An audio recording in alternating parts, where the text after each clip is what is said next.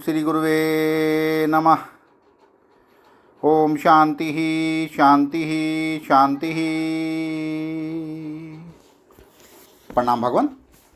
भगवान योग वासिष्ठ महारामायण से एक सत्संग ले रहे हैं भगवान, सर्ग नंबर 3 से 4, और इसमें शीर्षक दिया है जगत की भ्रम रूपता एवं मिथ्या तत्व का निरूपण, सदेह और विदेह मुक्ति की समानता तथा शास्त्र नियंत्रित पुरुष की महत्ता का वर्णन।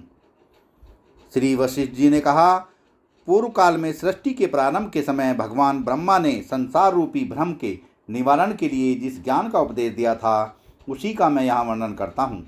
यह जगत संकल्प के निर्माण, मनोराज्य के विलास, इंद्रजाल द्वारा रचित पुष्पहार, कथा कहानी के अर्थ के प्रतिभास, वातरोग के कारण प्रतीत होने वाले भूकंप, बालक को डराने के लिए कल्पित पिशाच, निर्मल आकाश में कल्पित मोतियों के ढेर, नाव के चलने से तथा प्रतीत होने वाली वृक्षों की गति, स्वप्न में दिखे गए नगर,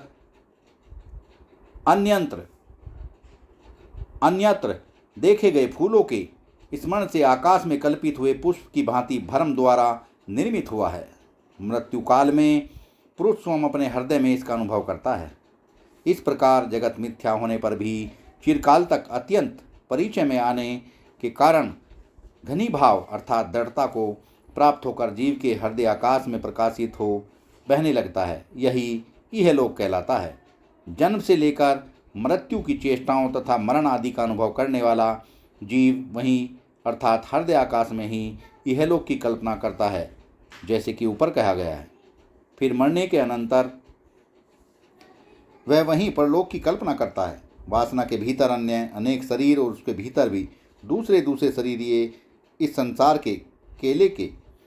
में केले के वृक्ष की त्वचा अर्थात छिलके या वलकल के समान एक के पीछे एक प्रतीत होते हैं। वस्तुतः इस संसार में कोई सार नहीं है, न तो पृथ्वी आदि पंच महाभूतों के समुदाय हैं और न जगत की सृष्टि का कोई कर्म ही है।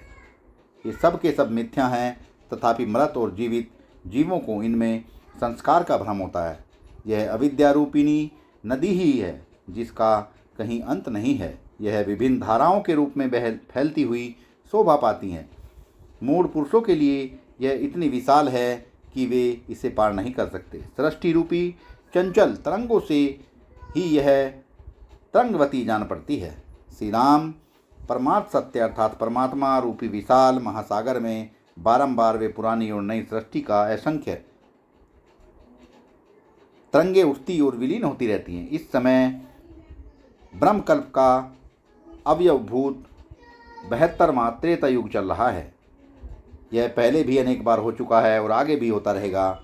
यह वही पहले वाला त्रेता युग है और उससे विलक्षण भी। ये जितने लोग हैं वे भी पूर्वत हुए हैं और उनकी अपेक्षा नवीन भी है। इस प्रकार तुम श्री राम भी अनेक बार त्रेता युग में अवतार ले चुके हो और भविष्य में भी लोगे। मैं भी कितनी ही बार वशिष्ठ के रूप में उत्पन्न हो चुका हूँ और आगे भी होऊंगा।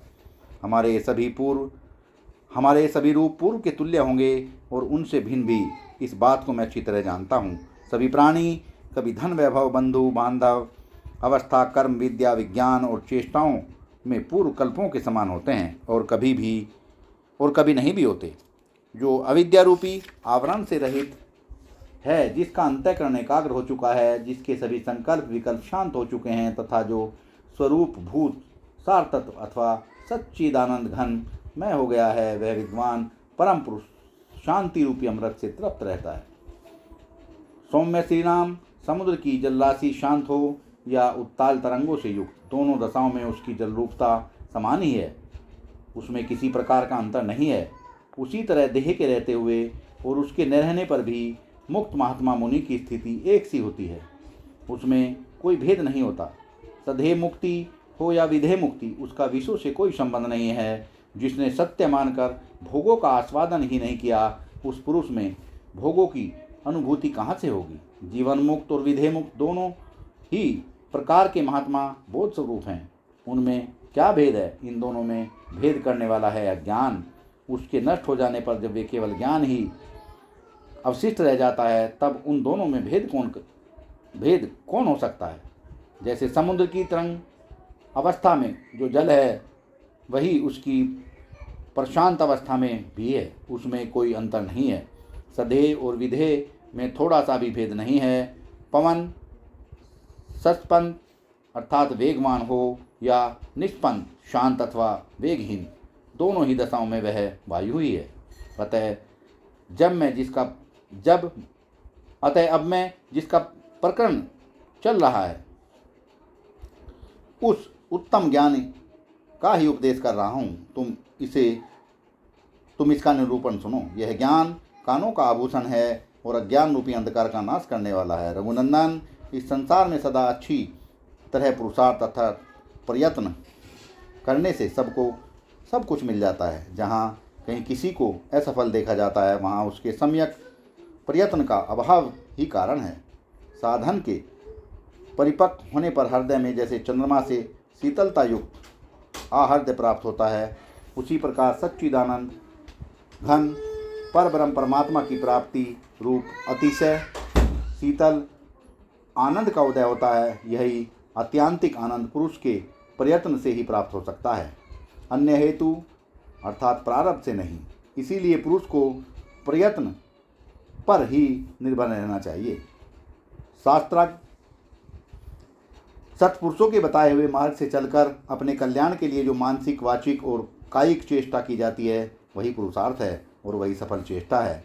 उससे भिन्न जो शास्त्र विपरीत मनमाना आचरण है वह पागलों की सी चेष्टा है। जो मनुष्य जिस पदार्थ को पाना चाहता है उसकी प्राप्ति के लिए यदि वह क्रम से यत्न करता है और बीच में ही उससे मुंह नहीं मोड़ लेता है तो अवश्य उसे प्राप्त कर लेता है। कोई एक विशेष प्राणी ही पुरुषोचित प्रयत्न के द्वारा तीनों लोकों के ऐश्वर्य से युक्त होने के कारण परम सुंदर प्रतीत होने वाली इंद्र पदवी को प्राप्त हो गया है। निरंतर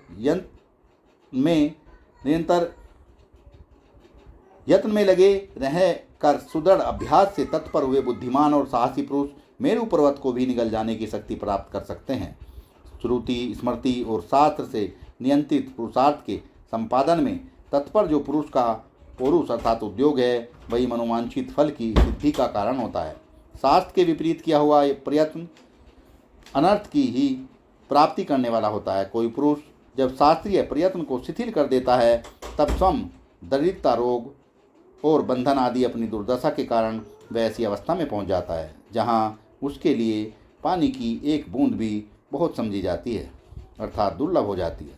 परंतु किसी को शास्त्र अनुसार आचरण के प्रभाव से ऐसी उत्तम अवस्था प्राप्त होती है जहाँ समुद्र, पर्वत, नगर और द्वीपों में व्याप्त विशाल भूमंडल का साम्राज्य भी अधिक नहीं समझा जाता अर्थात वह अनायास सुलभ हो जाता है।